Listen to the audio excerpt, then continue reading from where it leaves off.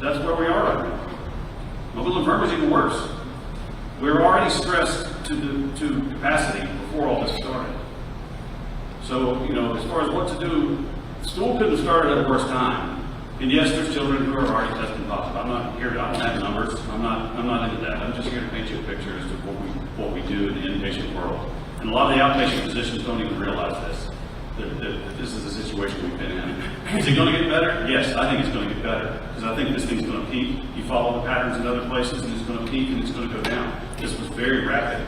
This was a lot more rapid than in the winter. So, all I ask is that you just help us a little bit. I mean, we're exhausted. The nurses are exhausted. Nurses are leaving the profession. We're bringing in temps from all over the country and Canada, trying to fill the positions. We're doing a little better this week because we stopped surgeries and we were able to shuffle some nurses from the other parts of the hospital that are not involved in their care because they held surgeries this week. So I'm not here to tell you anything other than what is actually happening.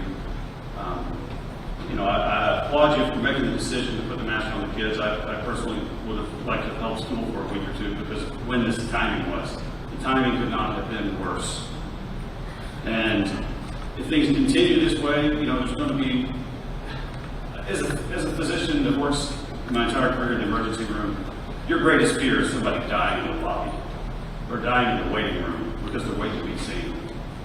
And I've been in places where that's happened, and I don't want to see that or have that happen again. Dr. Shaw, let me ask you a question.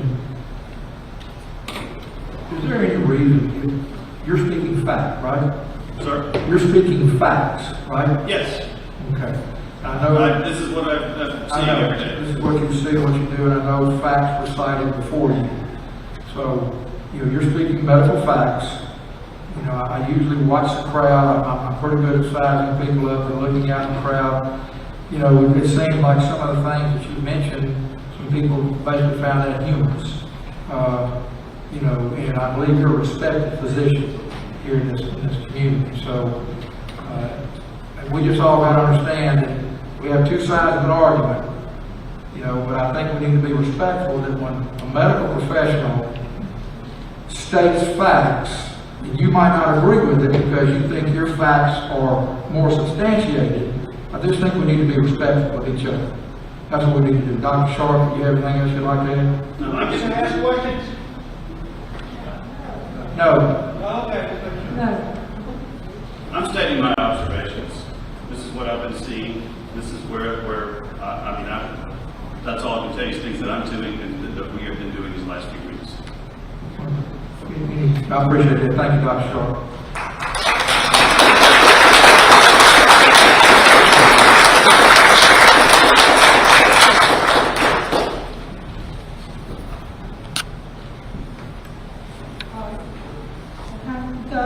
At this point, do the board have any questions? Any member on the board before we go into the All right. If not, put my eyes on, excuse me. At this point is the time for public comment. Before we get started, I'll give you a little bit of direction of how this will be handled. Again, I say please be respectful. I really believe the worst thing that can happen to all of us is that regardless of who might be speaking, we get to a point where there's something they're talking about that we really would like to hear.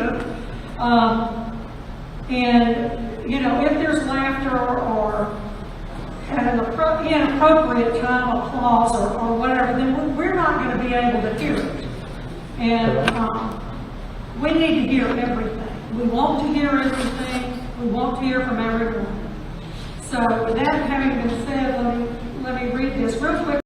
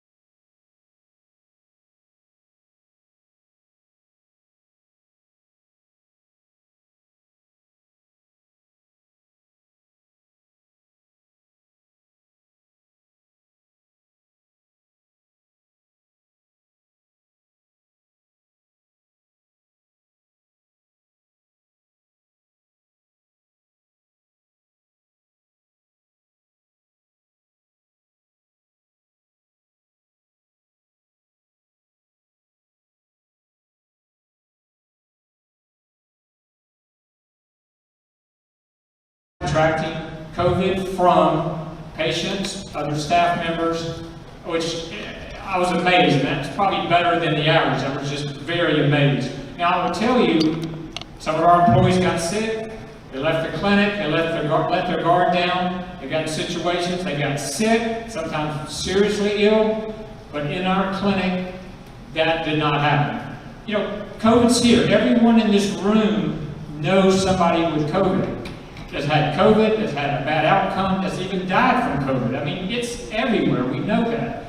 Masking to me is an easy thing to do that works. And, you know, and I think as a parent, you know, I'm thinking, you know, if you get up in the morning, get your child ready to go to school, put their backpack on, and you're going to say, but you can't wear this to school. Mommy and Daddy love you, but, you know, we're trying to make a point here. So, you know, I'll take the seatbelt analogy. We've got to keep these kids buckled up. Thank you.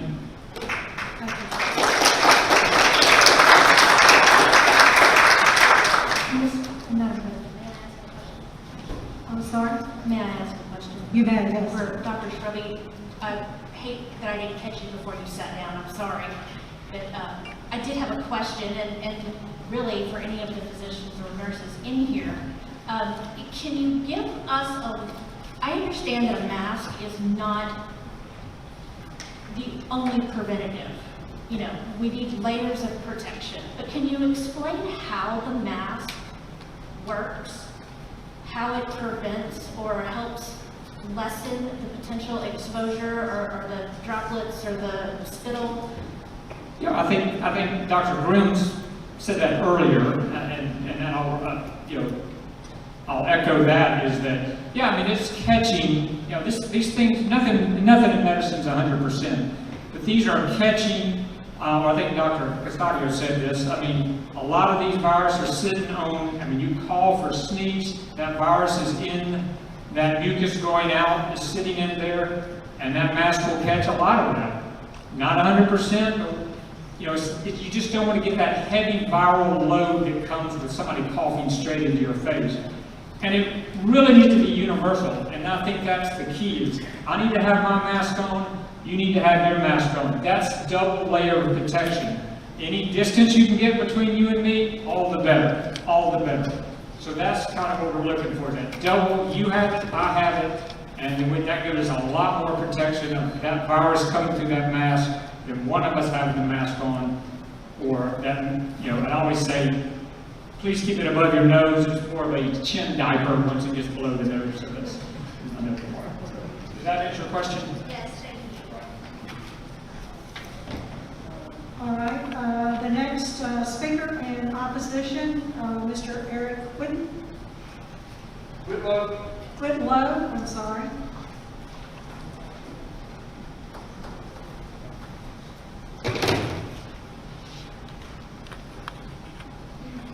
Good evening. I want to start by thanking our elected officials for serving this community. I want to thank you for the opportunity to speak and for listening. My name is Eric Whitlow. I'm a father of 5. I have 2 kids that are still in the Baldwin County public school system. I graduated with a degree in biology. I had a minor in chemistry, minor in business ethics. I attended medical school. I currently work as a realtor and lead a team here in the Southeast, also on a training facility here in Baldwin County, in which I teach health and wellness. Mask mandates in school do not work. Our kids enjoy youth group activities at church. They practice at sporting events. They attend karate. They do neighborhood football tournaments with friends, all of which are not wearing masks. But we send them to school for an 8-hour, very confined, controlled day and force them to wear masks. This doesn't pass the common sense test. Masks actually do more harm than they do good. Virus particles such as COVID-19 are between 60 and 140 nanometers in size. Surgical masks have pores in them that are 200 to 1,000 times that size.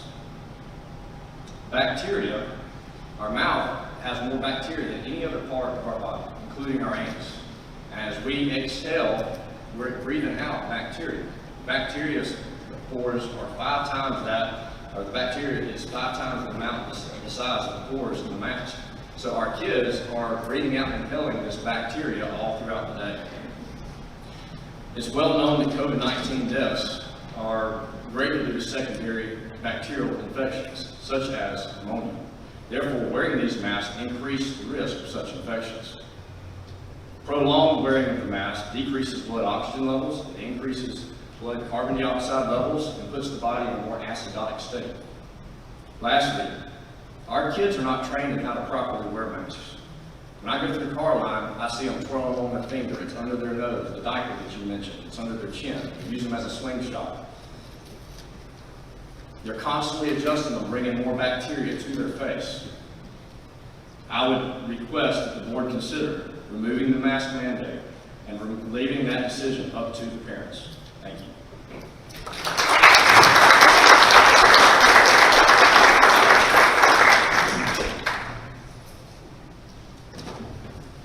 Next, in support, Dr. Fagan.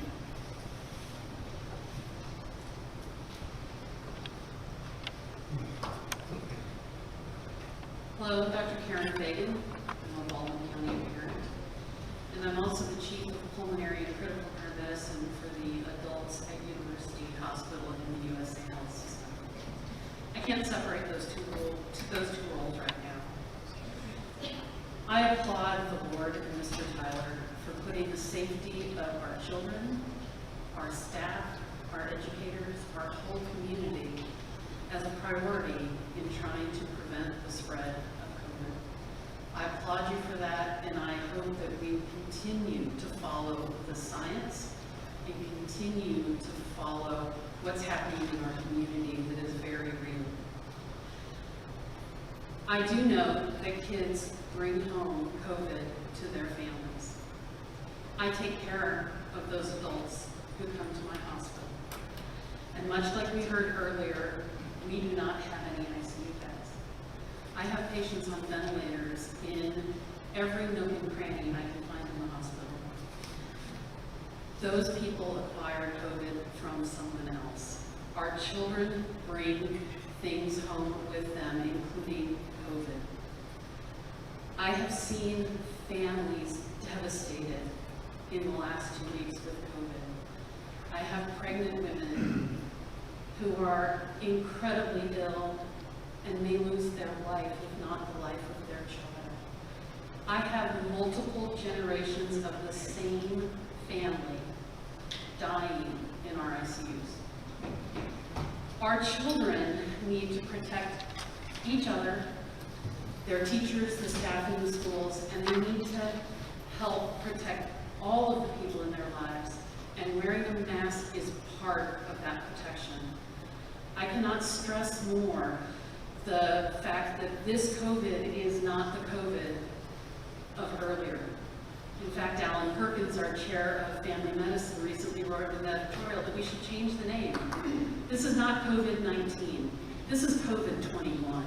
And COVID-21 is deadly.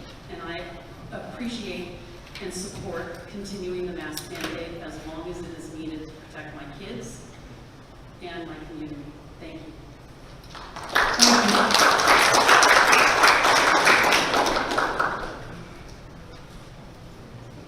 The next speaker in opposition, Deborah, I'm sorry, I'm sure I will just butcher this, Ristano. Oh, you did great. Oh, well, thank you. Yes, it's hooked on pod. You just have to spell it out. That's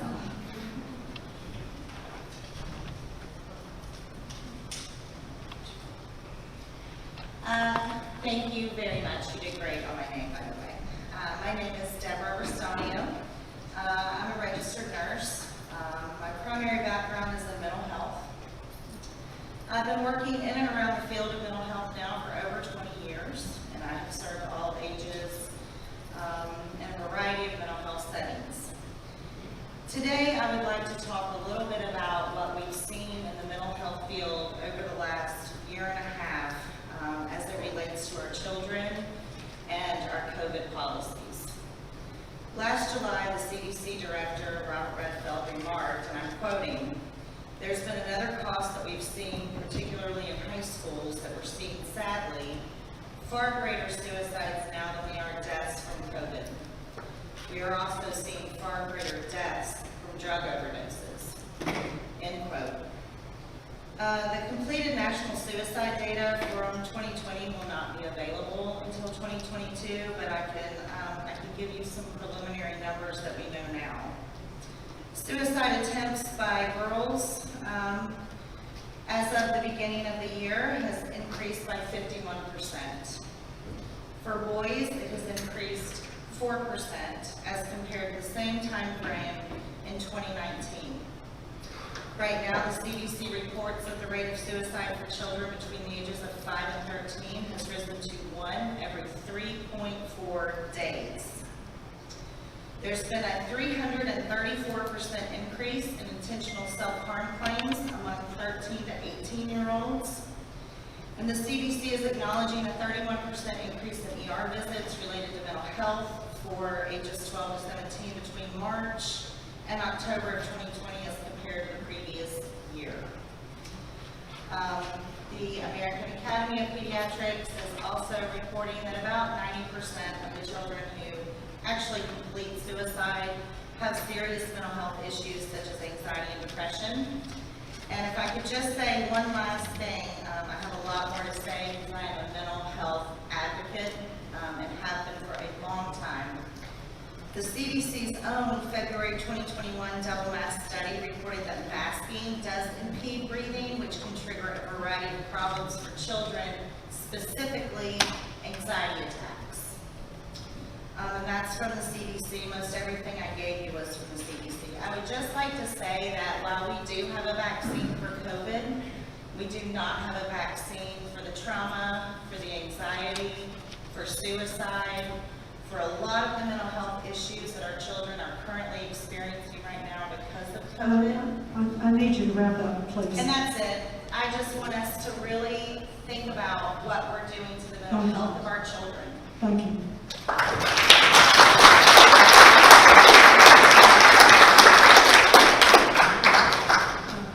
Next speaker in support, Mr. John Cardwell.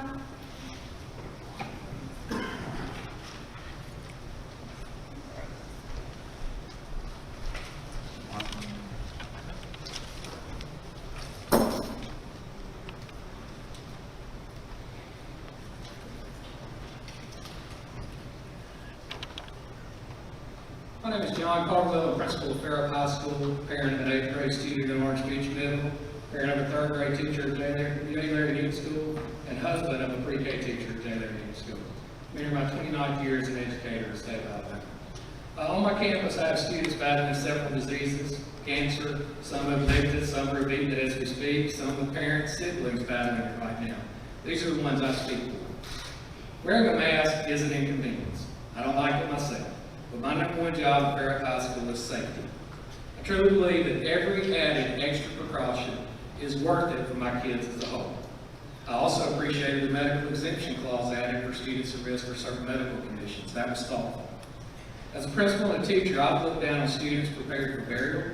I've consoled students at the loss of a parent, recently, a couple due to COVID. And most recently, I served as pallbearer at my niece's funeral due to death by COVID this summer. A successful ending to my education career would be to never have to do that again. If a mask helps just a little bit, then it's worth it for all the kids in my school. And this is to Mr. Tyler.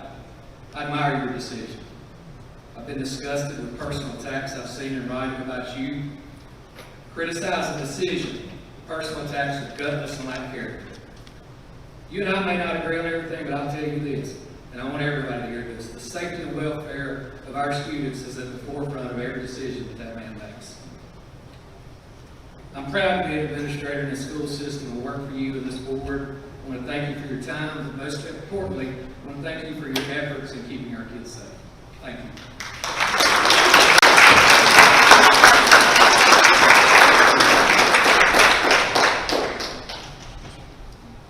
Next, Ms. Lisa Barnes. Now try to speak this up a little bit.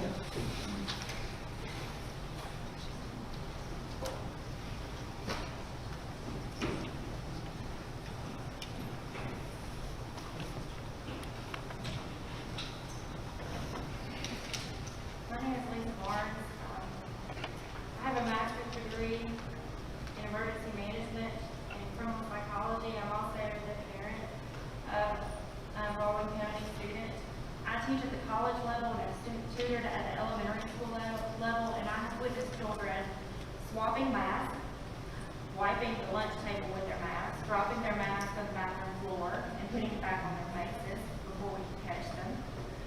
And children are constantly touching their faces. The masks are unsanitary and ineffective for preventing COVID. The federal government approved masks for emergency use authorization only under the FDC Act. Any mandate requiring individuals to wear masks conflicts with Section 360 BBB of the FDC Act, which states that a person must be informed of the option to refuse to wear the device. Consent is absolutely essential, and parents have the right to choose. Besides the right, COVID poses almost no risk to children. There were 4.2 million children who have tested positive for COVID. The number of children who have died, 0.008% of children have died from COVID. Besides that, he talks about the size of it. It's 0.1 micrometer. 0.1 micrometer. The holes in a mask are 5 to 200 micrometers. That's like putting up a chain link fence to protect your child from mosquitoes. I ask that you please review the documents that you were given, including the 2009 study from Dr. Fauci, in which he stated that the #1 cause of death from the Spanish flu was from masks. So I ask that you would please review those for the health and safety of our children.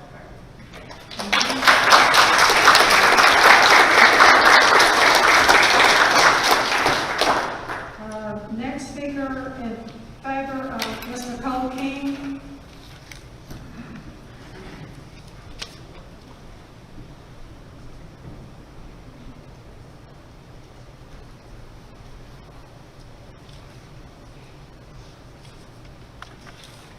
Good evening. My name is Nicole King, and I'm the Alabama Education Association Uniserve Director for Baldwin County. First of all, I would like to thank you for allowing me to speak on behalf of the AA members here in Baldwin County.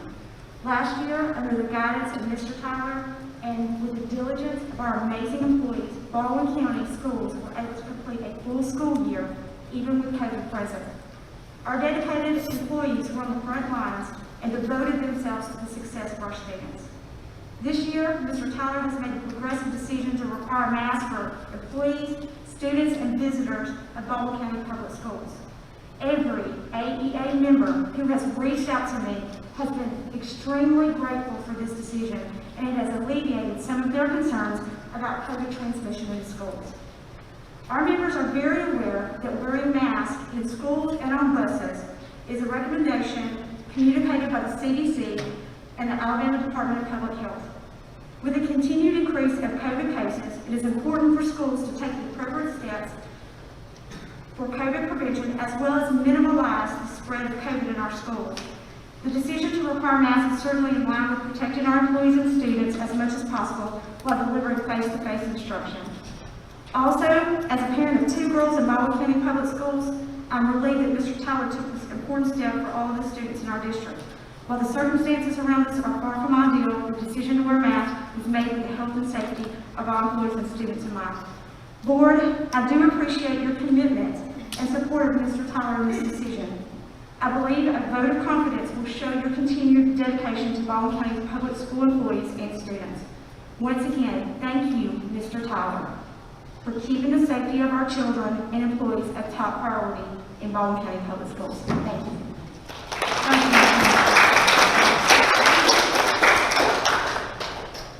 The next speaker, Ms. Wendy Pickering.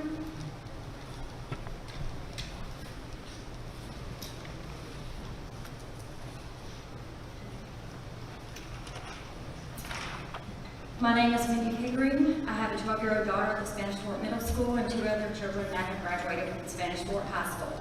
I'm a registered dental hygienist in the state of Alabama and have over 26 years experience in acceptable mask wearing and protocols.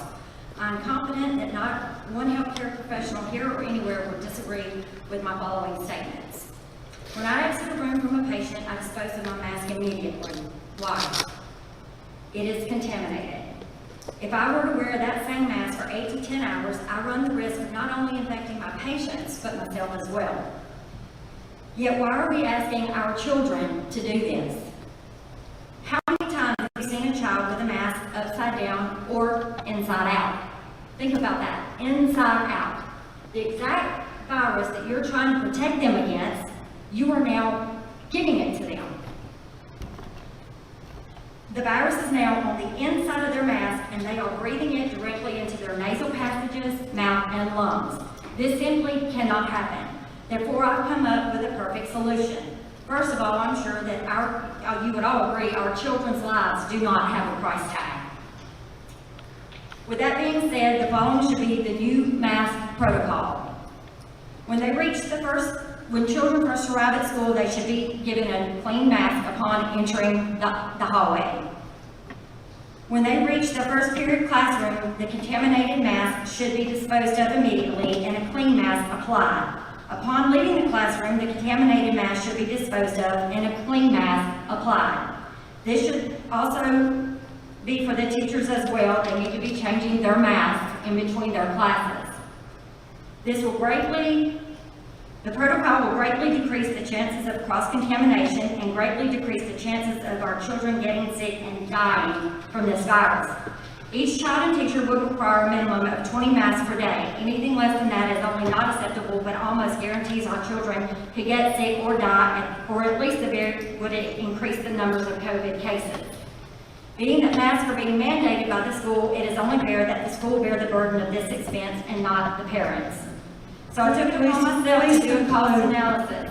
Please conclude, you're over your time. Okay, there are 31,287 students and teachers in the Baldwin County school system. 20 masks each would equal 625 masks, 625,470 masks a day. At an average cost of $19.99 per box, a 53-pound mask, you would be looking at a total cost of $43,279,149.60. Thank you, Ms. Pickering, thank you. I think we can figure the math. Okay, great. Please We're take just your not seat. going to put a cost on our children. So please provide the mask if you're mandating them.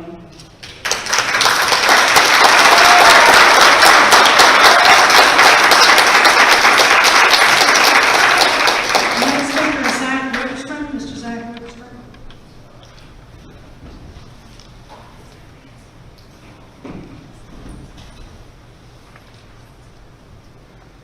My name is Zach Wickstrom. I'm the principal at Baldwin Middle School and in my 21st year of education, and a parent of a 16-year-old Baldwin County High School and a 14-year-old student at Robertsville High School. I'm very passionate about my job, so I'm going to keep this short. If I could do anything that would give our people even a 1 in 1 millionth chance to not get COVID, I'll do it. Something had to be done. Mr. Tyler and the board have put students and staff before themselves since the beginning. Some of you should be ashamed of some of the things that you have said and posted on social media. Here are the facts. Masks are giving the people that give their lives to your children the confidence to come to work. We need to talk about the employees too. Yes, the number of kids getting really sick are low. However, I can introduce you to coworkers who have lost family to COVID that would argue that masks help at all, we should wear them. Education is about kids, but it's also about the employees. When people have confidence, they will do a better job for your children. If you were to come into my school, you would see happy kids and happy employees. If the mask mandate goes away, we're going to have major staffing issues and you won't have to worry about school. Their confidence will no longer exist. I hate wearing masks, but I'm willing to do what it takes to keep myself from possibly spreading COVID to others and to set an example to my students and staff that I will do whatever I can to be safe, even if it's a small one. I trust the doctors who are actually trained to make the healthcare decisions. I trust my doctor who is sitting right there, and I also trust Mr. Tyler who is following the recommendations of the physicians. I will ask that when this is all over, and it will be soon, that you are as passionate about the good things that are happening in Baldwin County schools as you are about fighting against this mask mandate. Because if you do, this county will be unstoppable.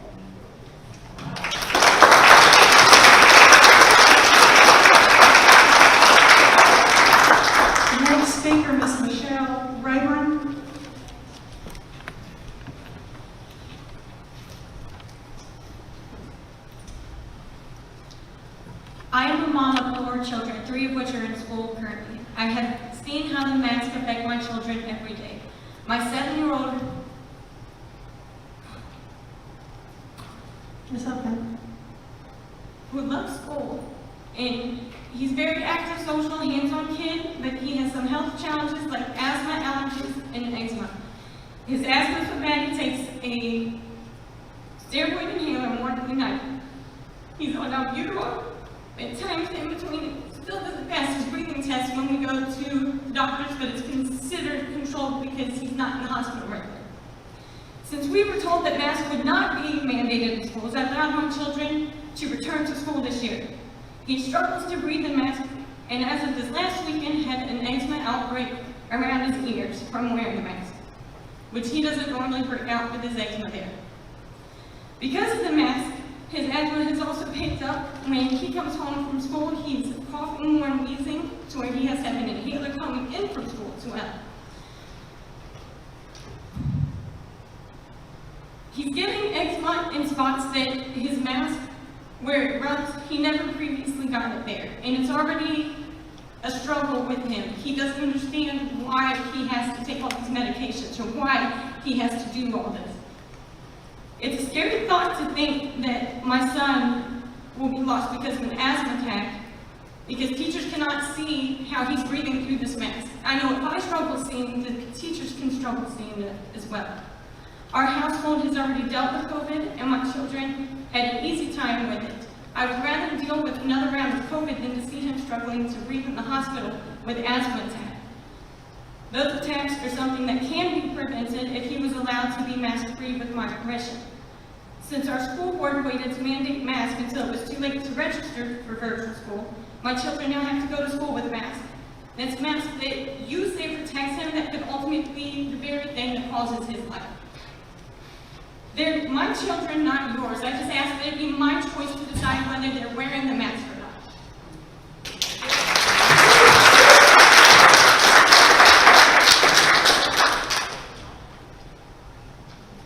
Thank you, Ms. Rhodes. Ms. Morgenstern, or Mr. Morgenstern, I'm sorry.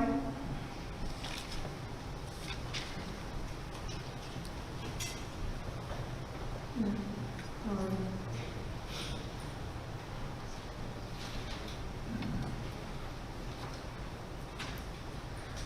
Good afternoon. My name is Ari Morgenstern. I'm here speaking exclusively for myself and my 2 children in the Baldwin County School District. And I'm very, very grateful to all of you for your time. I've followed this debate over masks, and I acknowledge that it is about science. And I'm not a man of science, but I am a man of faith. The Judeo-Christian tradition places an exceptional emphasis on life and on loving thy neighbor. Paul wrote, "Let each of you look not only to his own interests, but also to the interests of others." In the Jewish Talmud, it says, if you save one life, it is as if you have saved an entire world. For me, therefore, this debate is simple. If those who support the mask mandate are wrong, we suffer discomfort. If those who oppose the mask mandate are wrong, we imperil human life. There was a political scientist named David Mayhew who once wrote that elected officials are, quote, single-minded seekers of re-election. Now, I don't accept that pessimism at all. But I understand the instincts towards political survival. I do. And I would leave you with the words of Ezekiel, if you feel that wrong. Ezekiel said, "Woe to you, shepherds of Israel, who only take care of yourselves." And I don't say that just to the board, I say that to every person in this room. Y'all are the shepherds in this context. And if you're wrong about the masks, then all of the illness, and all of the suffering, and all of the death is on you.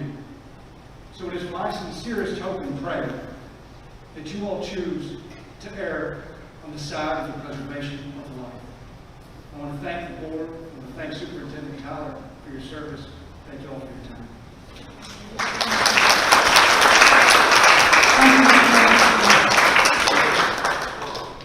Next speaker who is opposed, Mr. Yeah.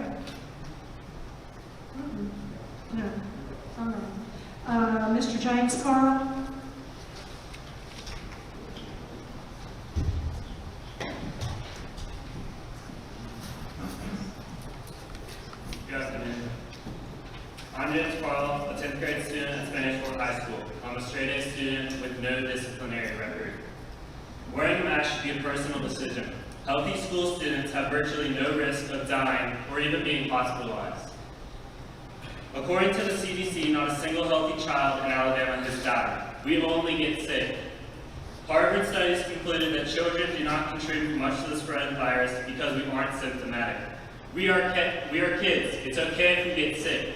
That's why y'all have always allowed us 9 sick days. I thank you for trying to save us, but we aren't in danger.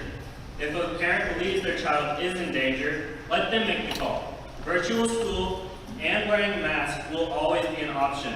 Please stop trying to fix something that isn't broken. I tell you what is broken though, my high school experience. Remember when you were in high school? Remember the good old days? Remember how fun it was? I haven't had a school dance or pep rally in almost 2 years. Remember seeing your teacher smile? Remember understanding your teacher? Half the school is wearing old, dirty masks. I've seen plenty of kids even wear their friends' use masks when they forgot theirs. I don't need the CDC to know that's unhealthy. The cafeteria is my favorite time of day. Hey bro, are you gonna eat those fries? Don't be fooled. Separating us during lunch will not keep us from being normal high schoolers. We will still contract the virus elsewhere. Boyfriends and girlfriends will still kiss. Team members will still share water, and we will still pack our cars full to go to Sonic. I hope every one of you had a great high school experience. Don't you think my generation deserves one too? COVID, just like the flu, will never go away. Are you planning to extend the masking till the end of time? Do you realize you're putting the interests of the adults above the well-being of the children? My parents love me more than any of you ever could. Parents do what's best for their children. Please protect yourselves without sacrificing us. Thank you all for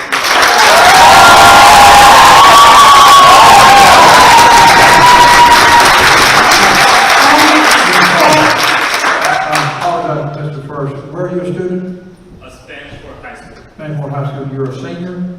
No, I'm a sophomore. A sophomore? Yes. Okay, so you have your junior and senior year left, correct? Yes, sir. Okay. Well, if I remember correctly, because I'm the one that made the call, proms and homecomings were allowed your sophomore year. That was allowed. I mean, I can't speak for your school, but that was allowed for me. So I just want to make sure we're clear on that. I would like to be able to dance in my school. That's why Dancing was not. It didn't come from me, but I just want to make sure that's clear. Okay. Okay, we need to move on. Thank you.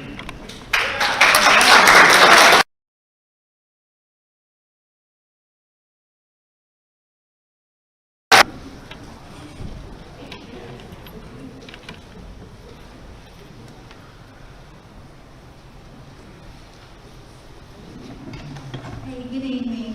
I am Michelle Moore, and I'm the principal at Foley Elementary School. I'm in my 30th year of education, and I also have 5 sons who are all adults. I just wanted to share that because we all have families who are employees just like you guys do. I'm here to speak for my teachers and my faculty and staff members. If we lift this mask mandate, I feel strongly we are not going to have teachers to serve our students. Just this week, I've had a teacher whose son-in-law has died at 29 years old and left his 25-year-old wife with 2 children. Last week at meet and greet, the 4-year-old comes into my office to meet me, and the first thing he says to me is, "My daddy's in heaven." I also have another employee who just this morning lost her 25-year-old nephew who had no underlying health conditions. I had another employee who yesterday went to the funeral of her brother-in-law. I have watched these people cry, upset, and not come to work. When that happens, I don't have people to cover classes. That's a problem because then we can't serve your student like we know that we want to do. We cannot social distance these kids. We don't have the space. I have almost 1,000 students in my school. It is impossible to social distance. If we have masks in place, The hope is that we can keep our teachers in school to serve your children, which is what we need to do. I had a survey sent today to all of my faculty and staff, and if the mask mandate is lifted, I had 6 say that they will consider retirement now. I just want everybody to think about that because I'm having trouble covering classes as we speak. Since I've been here, I've already had an email saying I can't come to work tomorrow because I'm positive for COVID. Thank you. Thank you.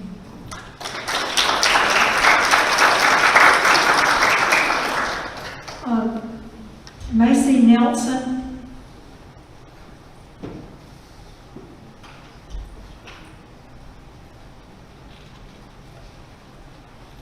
Thank you, first of all, thank you for this opportunity. I'm not going to bore everybody with my degree in science because I don't think it matters. I think everybody has the facts that they need to make a decision. But I just want to say there's a disconnect. And I think that's why there's a lot of headwind in your way with the masks. As I sat here tonight, every medical professional that came on this podium, except one, took their mask off and spewed this podium and microphone with respiratory droplets. Does COVID know if I'm at the podium versus sitting down? Does COVID know if they're at lunch or if they're in a class? Does COVID know if they're in a class or on a football field, soccer field, volleyball court, basketball court, tennis court, etc.? So we have a son that goes to Fairhope, you know, and he's 13. He doesn't understand. He comes home and he says, how come I have to wear a mask for 8 hours, which is filthy. I want to echo, you beat me to it. 2009, Fauci co-authored a paper about the #1 cause of RSV after the Spanish flu was prolonged mask wearing. So there's that. But on top of that, I want to echo the point about changing the masks out. And if we're really going to buy into this, capturing those COVID, and we're talking about supposedly the most deadly virus the planet's ever seen, and if I have it, now this mask has it, where are the biohazard cans to dispose of this medical waste? They're either work and they're catching those droplets and we're not disposing of them properly.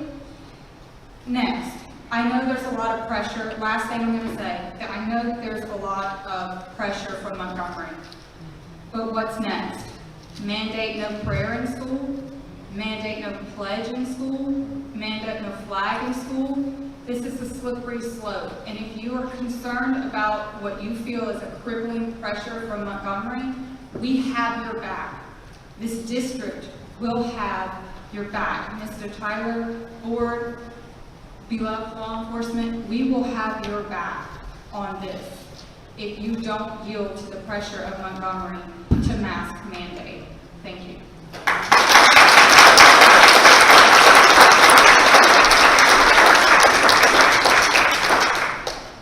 Stephanie Miller.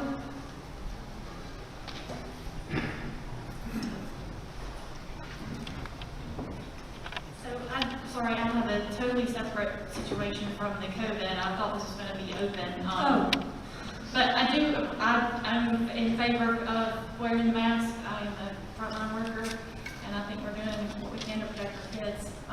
The only other issue that I had with this school year was there was some communication in one of the local schools about transgender bathrooms.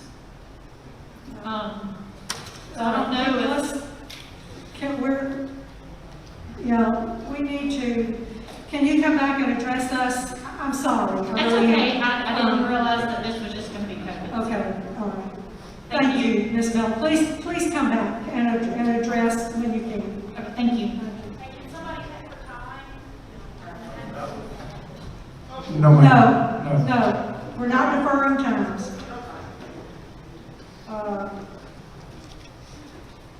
Let's see, I guess I need to go to Brent Wiles. She wasn't really on, so it's, yes, Mr. Wiles. Hi. for the mandate spot. Yes, yes, you're right. All right. Good evening. My name is Brent Wiles. My wife is a teacher, and my children are students in the Baldwin County Public Schools. I want to express my clear and unequivocal support for the mask mandate for students and staff. For me, I hate to echo, it's a simple question regarding the cost of being wrong. If the anti-maskers are right and the doctors, scientists, and public health experts are wrong, then our students and employees will have worn an inconvenient piece of material on their face for a few more weeks or months than needed.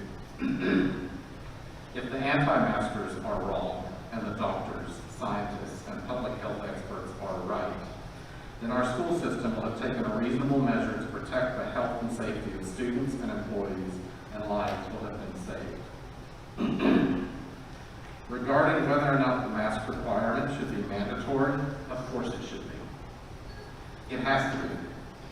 All we need to do is look at the shockingly low vaccination rate in our community, look around in stores and see the number of people not complying with voluntary mask requirements, look at our overloaded hospitals and exhausted healthcare workers after the vaccine's been available, to see that far too many of my neighbors and community members will not make the choice to protect their lives or the lives of those around them. Almost all of the BCBE students are minors. Too many of our children are not yet eligible for vaccination, and too many parents are scared and misinformed. Frankly, to protect our students and staff and try to keep our doors open and children learning, the school system must mandate masks now and continue to do so until there is a consensus amongst local medical professionals and hospital administrators that it is time to stop masking. Thank you.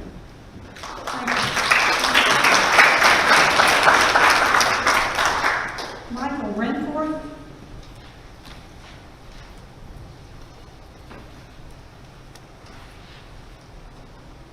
All right. Good evening, and thank you for having me out today. I do want to say that I am pro-choice. I'm not going to tell you to take off your mask. I'm not going to tell you to put on your mask. It is your choice, correct? We started this meeting out today with the Pledge of Allegiance, correct? That is allegiance to the flag, to represent America. We are Americans. In America, we represent freedom, correct? Land of the free. In order to be free, we need to represent freedom, right? If you don't have your freedom of speech, your freedom of choice, that takes away from what America is. We are brave, we are free. America is a lot more than that, but I just want to come up here and let you guys know that if you are American, please be considerate to others. Please understand that you have your choice. The choice is yours. If you do not want to wear your mask, if you do not want your child to wear the mask, that should be your choice. I'm not going to say that if you want to wear your mask, you shouldn't. If you feel like you need to wear your mask, please wear your mask. I'm out here today. I didn't have a speech or anything. I don't have a degree. I am a simple man. I have 4 children. I have 3 in school right now. I do believe that we need to come together and as Americans and as people and respect one another, right? We need to respect one another's opinions. We need to make sure that we represent what America is. Freedom. Freedom of speech. Freedom to make your own choices. That's all I have. Thank you guys. I appreciate your guys' opportunity that you gave me. That's it. Thank you.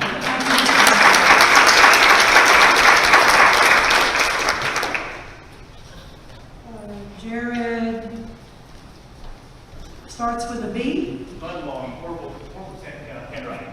Jared Budlong, I'm a Baldwin County resident. I have two kids in our school system.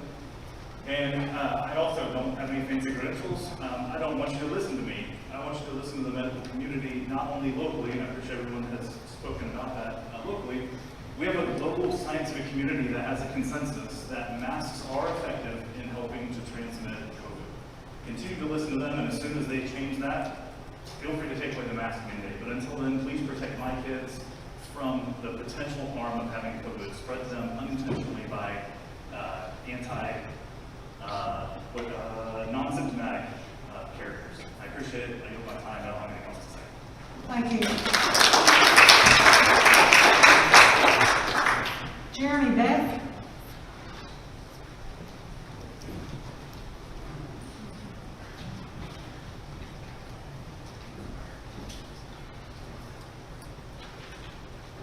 My name is Jeremy Breck, and I'm a proud father of 2 Pirate football players at Jerry Larry Newton. Mr. Tyler and this school board have unilaterally decided that our kids and school staff should wear muzzles 40 hours a week like Gitmo detainees. I have listened to the arguments from NIH-funded USA Health medical practitioners talk about vaccines, and hospital capacity.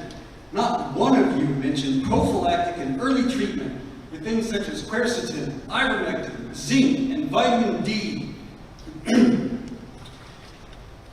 Alabama kids have a greater chance of dying of the flu, car accidents, drownings, homicide, suicide, and diarrhea.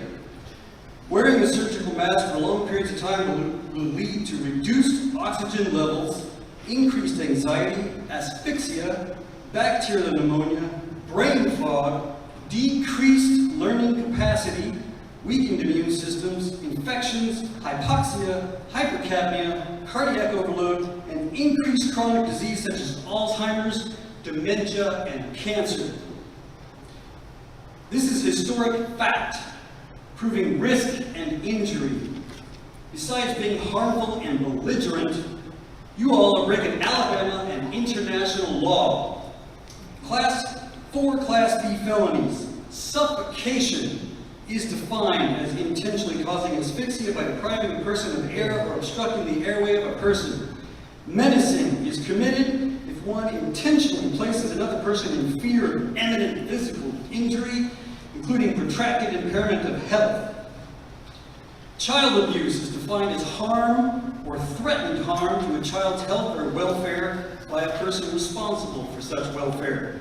Neglect is defined as harm to a child's health or welfare by a person responsible for said welfare, which occurs through negligent treatment, including the failure to provide adequate medical care. The evidence I have provided makes it clear you are breaking the law and causing serious physical injury with your policy. Nuremberg Code states no one may be coerced to participate. Your time is up. I'll just give you a second. No, it's been up. You gave other people time. We have the freedom to choose. Mr. Beck, please take your seat. Thank you, and God bless America.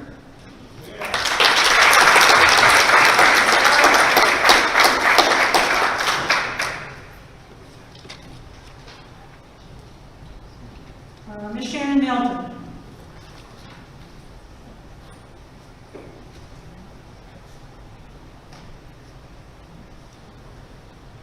Hello, good evening. My name is Shannon Melton. I am a 3rd grade teacher here in Baldwin County at J. Larry Newton School.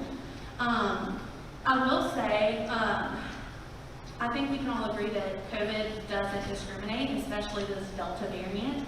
I have family members in the medical field at Thomas, South Baldwin, Mobile Infirmary, USA Women and Children's, and they all, whereas maybe a year ago, have different, opinions, they all agree that this Delta variant is far worse and far scarier than what it was a year ago. I can truly say, I wasn't scared last year. I'm a little terrified of what we're facing right now. It's scary.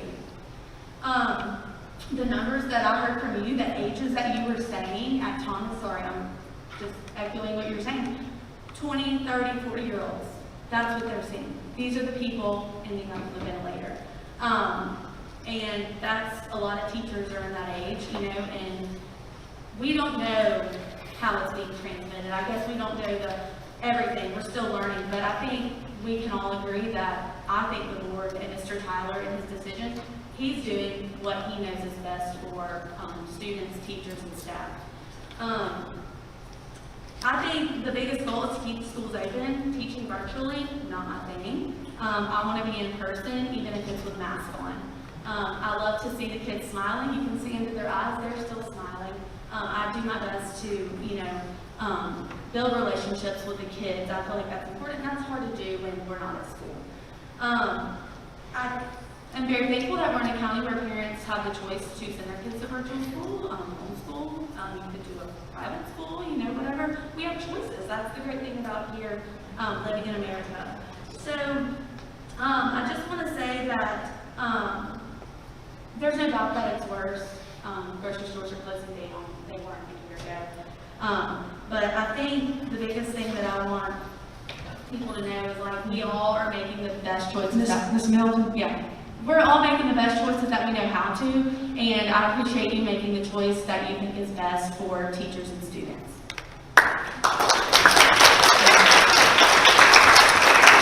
Mr. Kincaid, David Kincaid.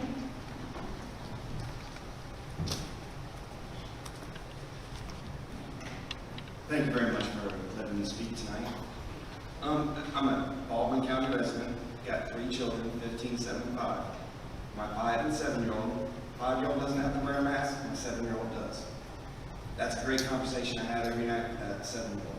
So, that being said, she asked me why COVID's still around. I tell her, well, the school system says you have to wear it, we abide by it because we're law-abiding citizens. I think you need to look at the children because you have different sets of rules for each one. I have family that sees both of those rules. They play with each other, they eat lunch at the same time. One has to wear a mask to get her lunch, the other one doesn't. They sit across from the table from each other. Makes no sense to me. I don't know why y'all mandate these masks. It should be my choice, not your choice. If somebody wants to wear a mask, let them wear a mask. I choose not to let my children wear a mask because they like to breathe fresh oxygen. On behalf of that, I would like to say the COVID-19 survival rates from the CDC as of today, 0 to 19 is 99.997 survivable at that age group. So think about that when you make your decision about masking things. I yield my time.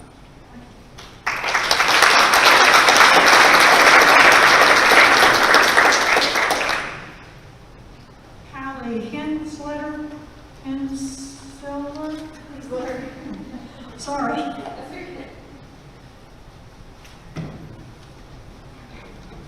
Hello, I am Kylie Hensler, and I'm a third grade teacher at JLA School. I really just kind of wanted to talk to you a little bit about my job and my family. I genuinely enjoy going to work every day. I love my kids, which are your children. I don't have children of my own. The kids that I consider my family are your kids. I love seeing them every day. I love being with them every single day. My first year teaching is when we went out for COVID in 2020. It was devastating. I miss my kids miss me. We have fun every single day. If this mask is what's going to protect us and keep us in school, I'm all for it. I think that this is a small thing that we can do to keep our kids in school every day. I am right now seeing the effects of what we have with our children from being out of school in 2020. It's rough, it's hard. The social emotional side of it is more impacting our kids right now than the academics of it. They love their friends, they love their teachers, they love their school. And we love them. If this is what we can do to keep us in our school, then that's what we need to do. My family is the people that I work with every day. My dad is in this room, my mom is in this room, my best friend's in this room. My kids are your kids. All we ask is that you help us stay and protect our kids and our family. Thank you.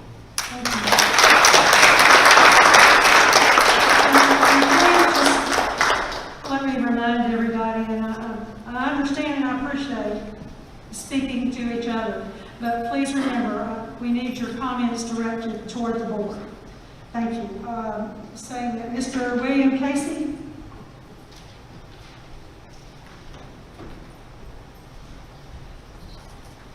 Thank you. This has been a very educational experience tonight. I want to thank the board for having me. We are all in this together. I really don't consider myself pro-mask or anti-mask. I understand that the board has to try to put people in categories for obvious reasons. But I think, like most people, it kind of depends on the situation. I think we can solve this problem. And I think there are a lot of things we think we need to keep things in mind. There are a lot of people who will use any issue to cause problems between Americans and divide. We cannot let that happen. Once again, we are all in this together. Sometimes we do need to follow the money to see who's making money in certain situations, because as mankind is, there are people who will capitalize and profit from the misery of others for opportunities that shouldn't exist. We need to keep our heads and remember that God is in control. One problem a lot of people have is that we don't know if we can trust the government. At first we heard that we shouldn't wear masks, and we were told to wear masks. Then we were told once you get vaccinated, you don't need a mask. That was said by the President of the United States. Now we're being told that we need a booster shot. I ask that people understand that people's behaviors a lot of times are based on what they've learned in the past. I do have some solutions I'd like to recommend. We have a new school in Fairhope. Perhaps we should use that for one group and one group only. Perhaps we should segregate classes instead of pro-mask and anti-mask. Let one teacher teach one class and people aren't worried about it. Perhaps we should divide schools. Perhaps we should use separate times. In the morning for pro and the afternoon for anti. Mexico does two class times. School vouchers may be a solution. Homeschooling. And sometimes best to do nothing. And finally, sometimes we may perhaps let people choose. Thank you so much. Thank you.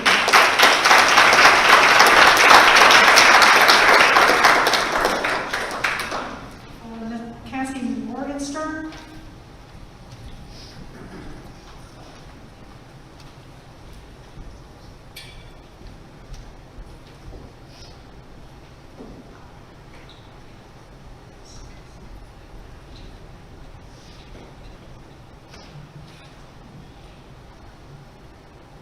I have two children in Baldwin County Public Schools.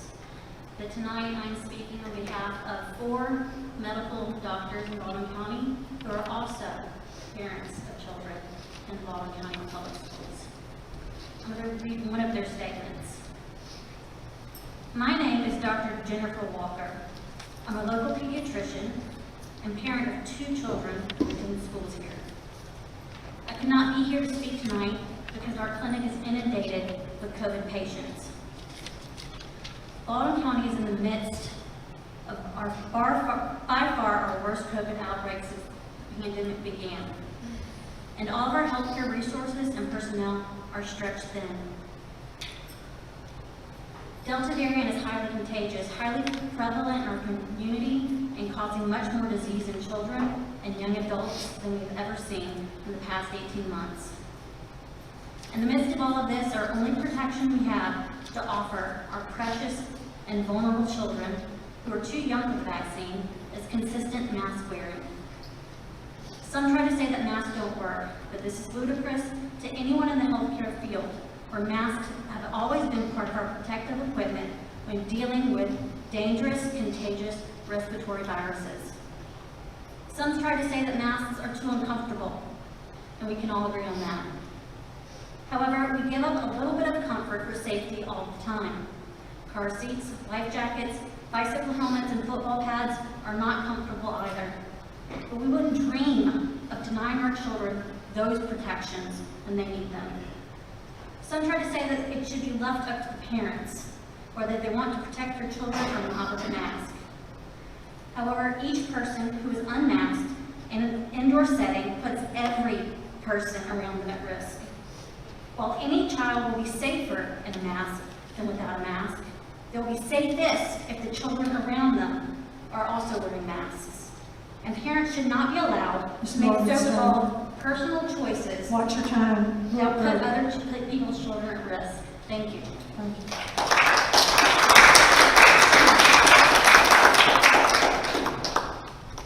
Larry Salty.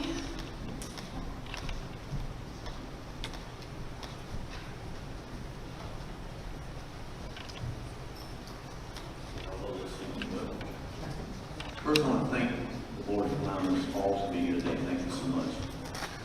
I'm not a doctor. I'm not an attorney. I'm a grandfather. I do live here in Baldwin County. My wife and I followed the mandate, wore masks, and got COVID.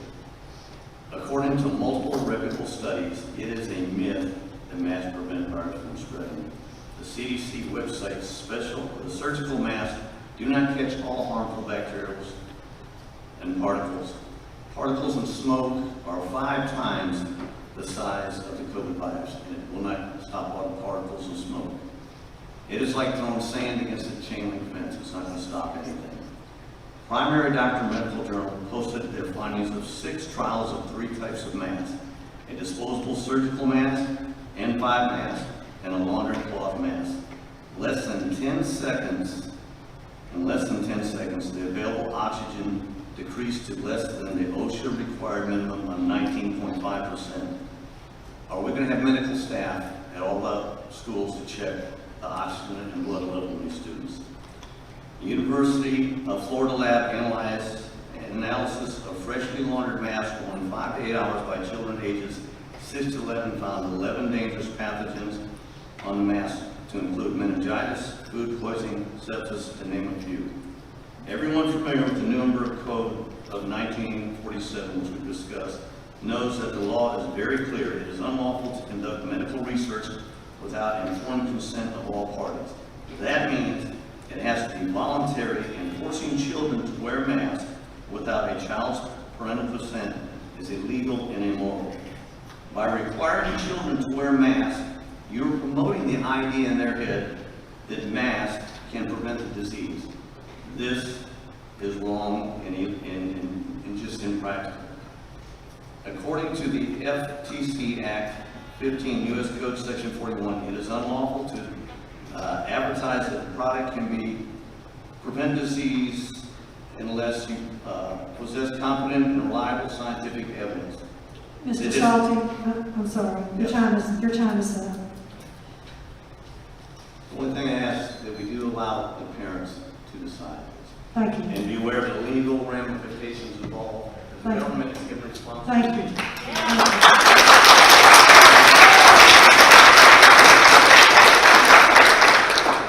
Mr. Matthew Myrick.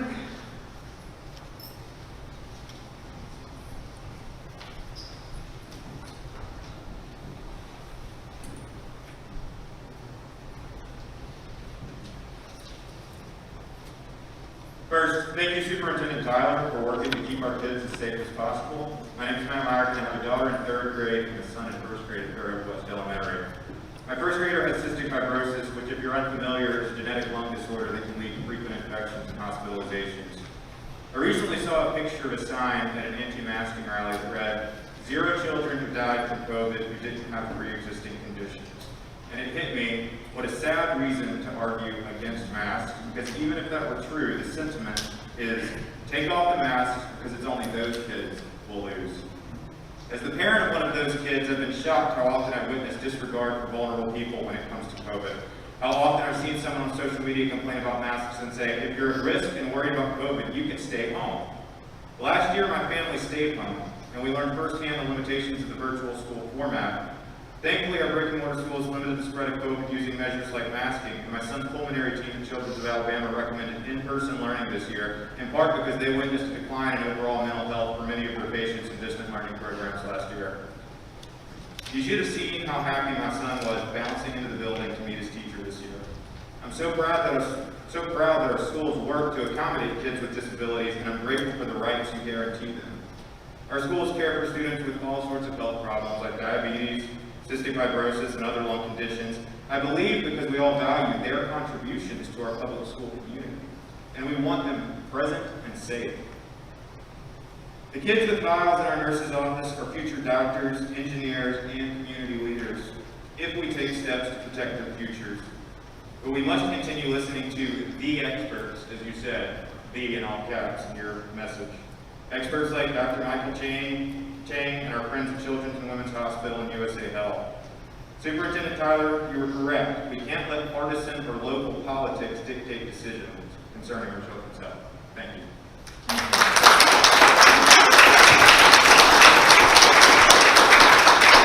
Lauren Allen. Ms. Lauren Allen.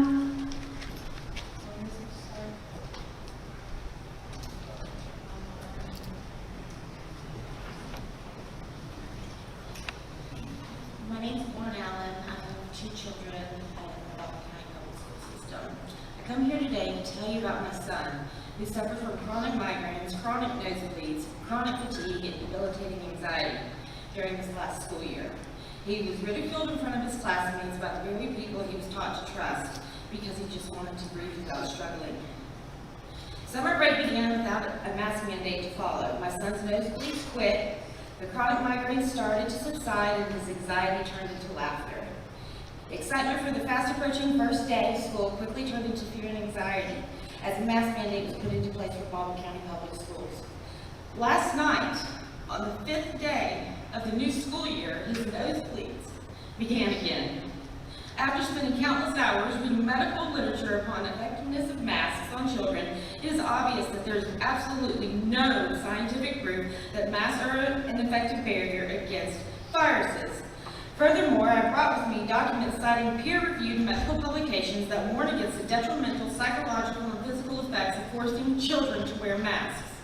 Breathing impairments due to carbon dioxide volumes, migraines, dizziness, oxygen deficiency, decreased cognitive ability, neurologic metabolic changes, disrupted breathing patterns, dehydration, gum disease, inflammatory disease, self-contaminated harmful bacteria known to cause pneumonia, tuberculosis, meningitis, and skin infections, depression, anxiety, emotional processing implications, and social behavior issues.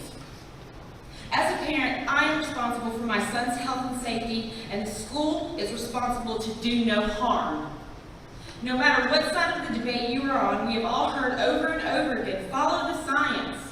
The science clearly shows the masks for children are detrimental to both their physical and mental well-being. I ask you to follow the science and reject any mask mandates in our schools. I know schools in this litigious society are concerned about assuming liability for their decisions. Where does the liability begin when mandates are forced by administration against the wishes of the parents to the detriment of a child? It is the parents' right to choose.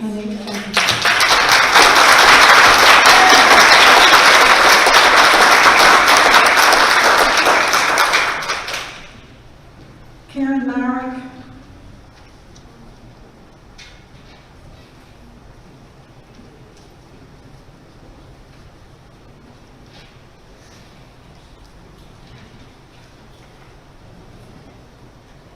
Good evening, Board and Superintendent Tyler. Thank you for this evening. I'm Karen Myrick, and I'm a retired educator from the Fairhope Public Schools, and I have 3 children now in the Fairhope schools.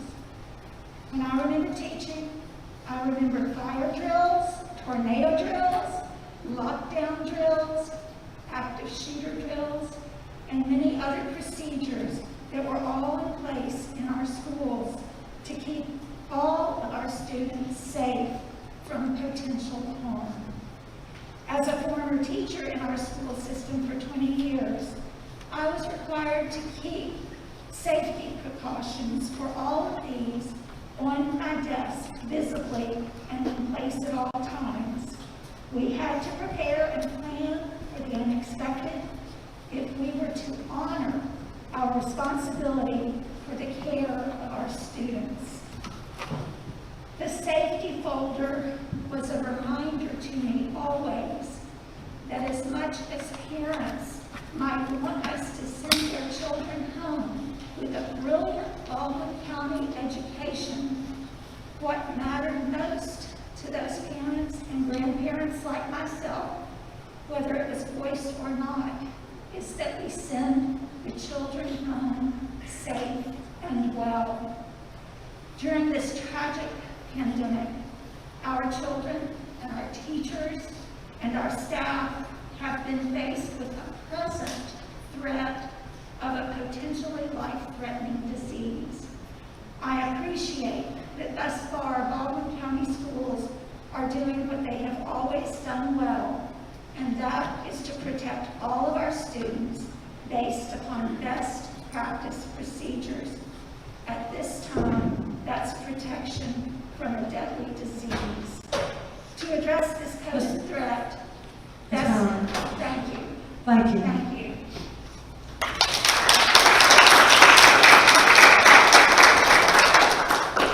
The last speaker for this evening invited speakers here. Dr. Campanesis.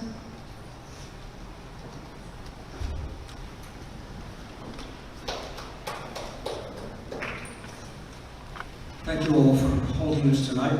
It was an important way to listen to the people.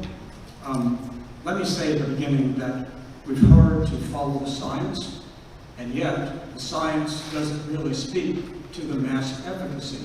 I would argue that if we are going to follow the science, you've got to find a way to balance the opinions that are out there. 2009, Fauci says no to masks over the N1R1 COVID.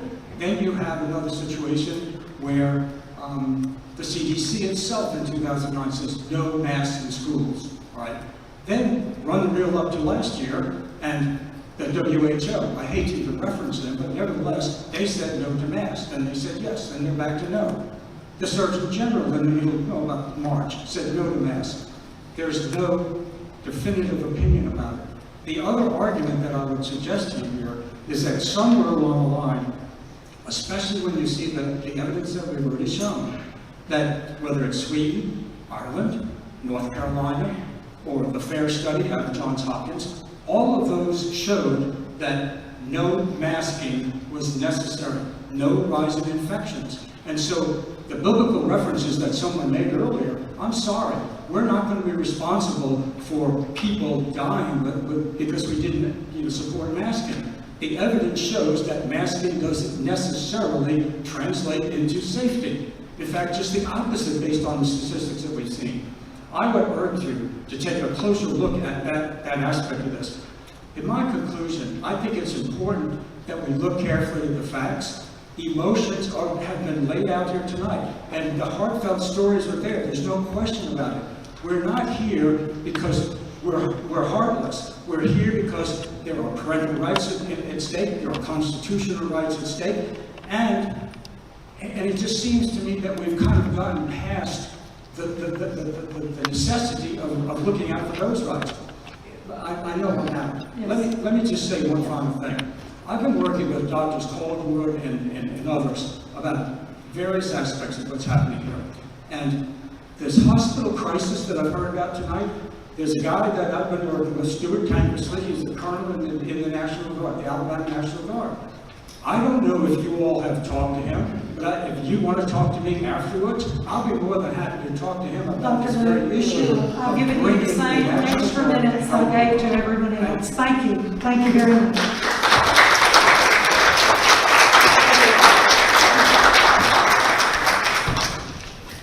First of all, at this point, we're moving into what is now on our agenda as other business, which is the business of the board. So before we get into that discussion, let me say thank you to each of you that are here. Thank you for expressing your thoughts. I think that you can tell, not only by the time we've been here, but by the information that you have heard, that the job is not easy, and that we're in a position, if you think about us totally as a board, where there are many times when we have to remove ourselves from just personally maybe who we are and collectively think about what our responsibilities are. The one thing I would say to everyone here also is to remember the numbers with which we're all talking. We understand you're talking about your family, your students, your neighbors, your family, I understand that. When we sit here with the superintendent and recommendations and discuss and talk and ask questions of staff, we're not making decisions for our families that are 11 people, 20 people, 40 people, 50 people, 60 people. We are doing our dead level best to make the best decision we can for 32,000 students and over 4,000 employees. That's nearly 40,000 people. magnitude of that if you can, and to just wrap your head around that. Because that is, to us, an awesome responsibility, and a number of people, including those children and those employees and their extended family, their grandmothers, their aunts, their cousins, those numbers go on and on until you're virtually talking about the population of Baldwin County. So, I also want to mention two things. The first thing I want to mention is something that we refer to, in this term you will hear, as daily operational decisions or policy. The simplest explanation of that is daily operational decisions are those decisions that have to be made in a situation that can be temporary. So the superintendent, senior staff get message from the weather station, there's 20 inches of rain and flooding before the buses can get home. And they make a decision, a daily operational decision, to send buses home before school is out at an earlier time with the rapid notification policy or situation we have in place. A policy is a rule, a procedure outlined, voted on by the board that is permanent. It is permanent until that board votes again, or that board or another board 6, 10, 8 years later changes their mind and changes the policy. So you need to understand there is a great deal of authority given to the superintendent for daily operational decisions. It would be impossible to get the 7 of us back once a day or once every other day or whatever to make some kind of decision that is easily something he can make himself, and especially if it's only temporary. Now, this COVID is a very serious thing, and none of us doubt that. I don't believe any of us doubt that. I also believe that everybody in this room, like me, believes that our most precious commodity in this world is our students, our children, our grandchildren. I have 5 great-grandchildren. I cannot tell you how precious they are to me. So I want to lead in with that, because we are now getting into the discussion phase where I will be turning this over to the board, and we have the option. Aside from our discussion, we also have the option of considering a resolution. And if someone can put those last couple of paragraphs up on the screen for me, please. I'm going to read just 2 of these. Oops, wrong page. 2 of those paragraphs. They're there. I think you can see it. Therefore, be it resolved by the Baldwin County Board of Education that we proclaim August 19, 2021, full support of the Baldwin County Superintendent of Schools as he navigates the challenges of COVID-19, which again, we understand maybe when the peak is dropped or what, things can change. It's kind of temporary. It's a kind of thing that could be temporary. COVID-19 pandemic, we support this decision to keep schools open. This is the most important thing I want to say.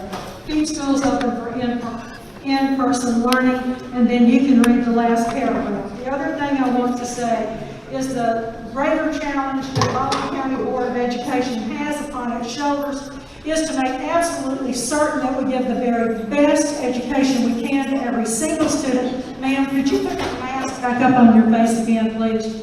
Thank you. To give the very best of education we can to every single solitary student in Baldwin County who chooses to go to one of our schools. And we intend to do it and want to do it in the most effective way possible. One thing that is paramount in having effective education. We believe, and others can speak for themselves, I don't think they're any different, is face-to-face education. We've heard from everyone, you need your children in school for all kinds of reasons, from emotional to social and multitude, including the kind of special care that's given to some of our special students. So we think the most effective way to education is a face-to-face education in schools with our teachers in the safest way possible. And I open that discussion up now to the board for the discussion of how do we see this in best possible. We have to take ourselves and our emotions out. I know the board's going to enter into discussion. I want to clear up a few things. I'm an appointed superintendent of Baldwin County Public Schools. I'm not an elected official. I'm not a politician. I'm a superintendent and have to deal with politics every single day. The board hires a superintendent to run a school system, and that's what this board has allowed me to do. There's been something said out there that basically wasn't a board decision, it was an Eddie Tyler decision to go mask. That is 100% true. I called the board president the night before, told her what we were considering as a courtesy, and the superintendent that's in charge of educating and the health and safety of these employees and students, I made that decision. I've been hearing about data suggests that there's a small percentage that might die. Well, I'm not into the habit of collateral damage. You know, somebody can be sacrificed for the greater good. I'm not in the habit of that, I'm sorry. Also, somebody made a comment about pressure from Montgomery. I'm not sure what you're talking about. Dr. Mackey has allowed every school system to go their own path. No politician has called me. None. Zero. And said, you need to do this. So I just want to clear up a few things there, and the board can decide tonight. They can decide whether we continue or we don't. It's their decision now. I made my decision, it's been clear. And I don't regret my decision. All right, board, ready to hear from any of you? Might be ready to We need to go in order, we just jump in there. just jump in there, Mr. Christenberry and Just John. jump right in there. First of all, I want to say that this meeting was eagerly anticipated, right? And I want to thank you. I want to thank you, number one, for your passion advocating for children, because that's what this is about. It's been said. We might not agree, but we're advocating for our children because that is our precious, most precious asset. And you know, there's been meetings like this around the country, and a lot of folks are watching. I just got a text. I try not to watch this. I got a text from Atlanta, Georgia, and it was somebody that knows me that knew about this meeting, and they're watching this right now. And they said, man, y'all know how to do it, Baldwin County, don't you? Thank you for that. Thank you for there's a lot more to Baldwin Proud than some of us even realize, and I'm grateful that we're here together. We may be diametrically opposed on some issues, but I think there's so much that we have in common, and that's our children. I have supported this decision from day one because I trust Eddie Tyler. I trust his decisions. I've known him for many, many years, and he would never, nor would anybody on this board, do anything to harm a child. And I tell you, the science can be overwhelming. And it's like we can find studies to fit my bias, back and forth and back and forth. But I'm excited tonight for us to have a resolution to give us an opportunity to stand behind Mr. Tyler. I hate this thing. I don't hate the parent part. I love that part. I don't like wearing a mask. I don't like making a child, but if a child, I wouldn't even go back there. I'm just saying, we're charged with making a very tough decision. And honestly, I'd rather err on the side of caution, and I'm honored to support this decision with the idea, please Lord, that it's over with as soon as possible. Some are shaking their head. I pray that it is, and I think we want it to level or whatever it does. I'll shut up now, but I'm just thankful that you're here, and I'm thankful that this has gone so well so far. Let's don't mess it up now. Anyone else? I'll go ahead, since I'm I guess I'm the freshman member up here. And yeah, this is exactly why I ran for Baldwin County Board of Education. But it is why I ran. So some of the things that I've learned as I've come on are different than my business life. I'm a businessman, I'm not an educator. I try to come from a slightly different angle, but I'm also a grandparent. I had 3 boys that graduated from Baldwin County schools. I graduated from Fairhope many years ago. So one of the things that I learned coming into this, and I heard it said when I was attending meetings before the election and after I was elected, that the superintendent has been hired to make the decisions, and probably one of the greatest decisions that anybody can make is the health and welfare of another person. To me, that is this has been one of the most invigorating things for me, because we are sitting here and we are dealing with the health and well-being, no matter whether you believe with the mask or not. So when Mr. Tyler came out, I'm a good soldier. I supported Mr. Tyler in his decision.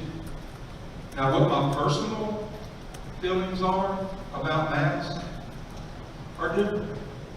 And I'm not afraid to say that, because there's been some great points brought up tonight about unsanitary masks and the mental part of it, and I appreciate every one of them. But I've had some just great comments from the medical people.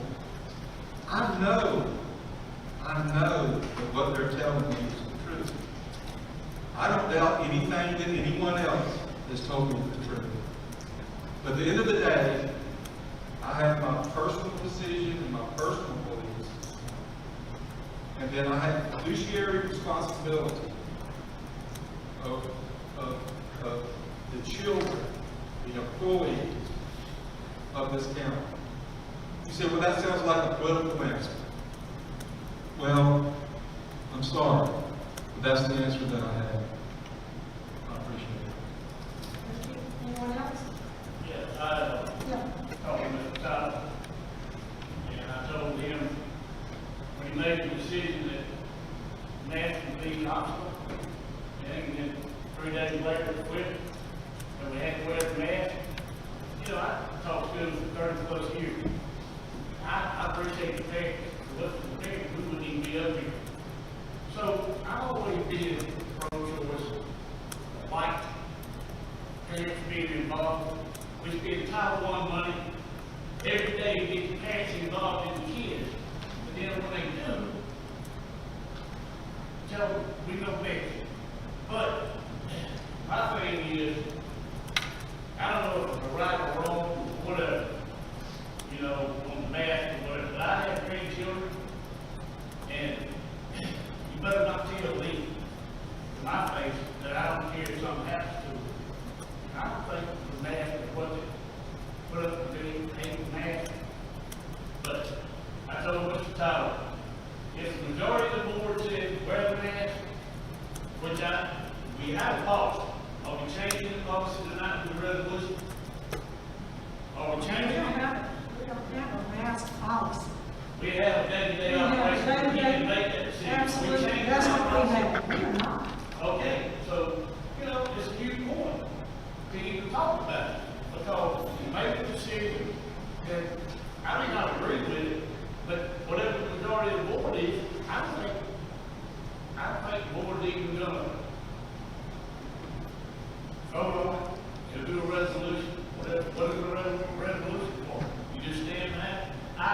My grandchildren, they fall in the age, they go to Baldwin County School, they'll wear the mask, they're the ones that have to wear them. So let's go. I Probably not voted out how many times on this. Well, you just take it and go ahead. And I hope it's just the right choice. I want to stay in brick and mortar because virtual school is not the way to go, in my opinion. And so if it takes the test, majority of the board said, I may not agree with it, but I'm ready to match. And I'm not going to get a problem. To the situation. So, you know, I don't know why we even have a resolution. That's the time I had just started. So be it. And, you know, it would be whether or not the board wants to vote on the resolution. The resolution only says that we support his decision and that we recognize he has the authority to make it. Anyone else want to add to the discussion or have anything to say? I would like to. You know, there are, across the state of Alabama, there's over 700,000 students, public school students, in this state. And I don't have an accurate number because I only did a quick search tonight while we were sitting here while I was listening to some of the comments. But just on a quick search, I was able to find 3 Alabama students who have passed away from COVID since all of this began. Now, I'd love to go home. At Birmingham, there were 2. Coleman, there was 1 this week. That's 3 too many. And if anything we do as a board or superintendent can protect the life of 1 child, then I will support that as long as I have a seat on this board. And if I have to vote on a resolution to reaffirm the authority that the superintendent has to make these daily decisions, then I will do that too. Thank you. I'm finished. Well, if there isn't anything else, then does anyone want to make a motion? Does anyone want to not? It's open to the board. I make a motion to support the resolution. I'll second that. All right, I have a motion and a second to support the resolution, which supports the fact that we agree that he has the authority given to him not only by this board, but by other statute to make the daily operational decisions of the school system. Discussion. All right. Again, I support Mr. Tyler's ability to take a decision. I believe there's no reason for a resolution. Because what does the resolution do? I'm stating to everyone in this room that I support the decision that he made. But what I don't believe is that you set a precedent. COVID is terrible. But this is just one little hump from that. I don't believe that we should change our policy every time we have controversy. Like I said before, I support Mr. Tyler. I believe the mask should be a parent's choice. But that's only my personal belief. I will support him. If he makes the decision tomorrow, I support him. But I don't see the need for a resolution. Madam Chairman, as I understand it, this resolution does not change the policy whatsoever. In my opinion, reading this, it reaffirms or affirms the board's support of Mr. Tyler in the day-to-day operation. So, I mean, the next thing down the pipe, we're not going to vote to change policy unless some policy needs to be changed. This is not changing policy. It's just, I feel Mr. Tyler has been kind of out front, kind of alone, catching most of the flack and the heat, and he's a big guy. I've seen some of the emails about his big boy pants and things like that. He's a big guy. He can handle that. But I think what I'm excited about this is I want to be with him on that. I mean, I don't like controversy. I don't like anybody not liking me. That's a problem I've had all my life. So I read the school board. That was right, wasn't it? But I think what this does in my mind is it gives me an opportunity to vote, yes, I support this man in the day-to-day operation and the heck of a job that he's done since this thing began 25 years, whenever it was, a long, long time ago. From the last year we had school, we were in school. You know how many systems around the country were not in school? And when we were allowed to have barbecues for the 4th of July, I wonder who was not barbecuing anyhow. I'm getting off track. I'm just saying, it does not change policy. What it does, it gives us an opportunity to support the day-to-day operation that he's doing, and he's doing a heck of a job.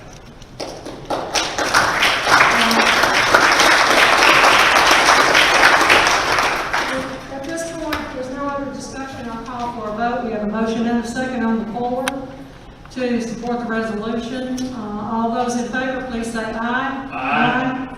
Any opposed? No. I abstain. And motion carries. So the resolution passes, the motion carries. At this time, as soon as I find our agenda again, I'll see where we are. We are at adjournment, so I'll entertain a motion to adjourn. One thing I want to say before that, I appreciate all this information that was brought to us. I mean, it's going to take a while to read this, but I'm thankful that it came to us tonight and was put here. Because I assure you, it will be read and hopefully understood, but we may have called and asked a question. I want to thank you for that. Have a motion to adjourn. A second. Second. Motion and a second to adjourn. All those in favor, say aye. Aye.